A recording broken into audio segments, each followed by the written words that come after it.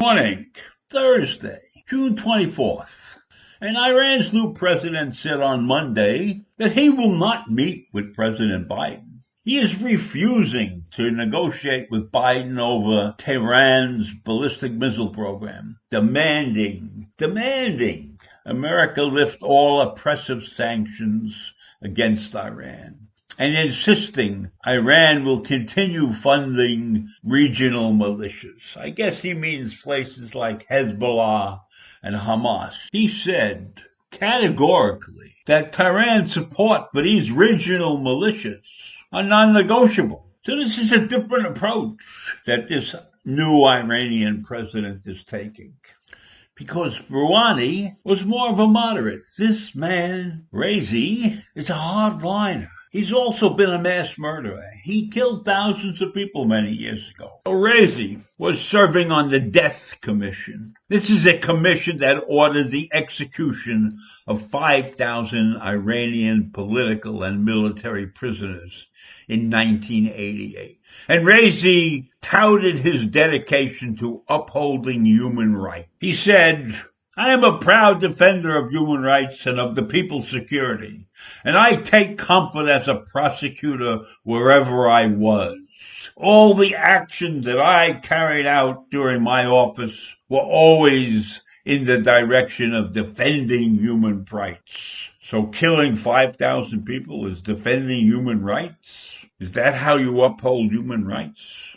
You kill 5,000 people because they disagree with the government, a political and a military prisoner, and they get killed by the Death Commission? And this guy is now the president of the country? But he was elected president last week. If they have such a thing as an election, it really wasn't an election. This guy was handpicked by the Ayatollah Khomeini, and it had a very small turnout for this election. So most of the people were boycotting the election, and then the hardliners won. And the people who boycotted knew that if they went in and voted against this guy, they would get in big trouble. So this guy won the election. Raisi, who, as I said before, is a protege of the Iranian Supreme Leader Ayatollah Ali Khamenei, accused the U.S. and the European Union of breaching the agreement that the Obama administration brokered with Iran, Britain, France, China, Germany, Russia. He's accusing the U.S. of breaching the agreement. Well, I think one of the good things that Trump did was leave this agreement. I never liked being in this nuclear deal. I never trusted the Iranians. So I'm not unhappy that we got out of the deal, and I'm not unhappy that Trump got us out of this deal. Although I disagree with the way Trump left.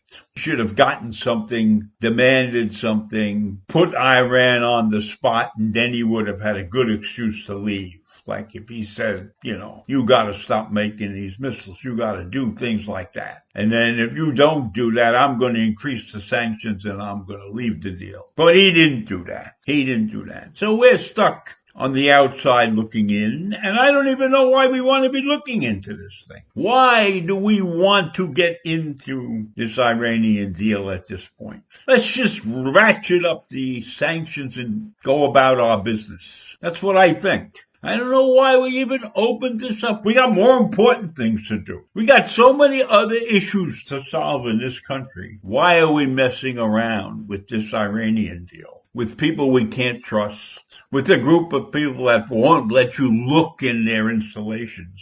They're not open and above board. And that can be shown by the president, who was now newly elected by the Iranian people. Well, I shouldn't even say by the Iranian people. Just the hardliners elected this guy.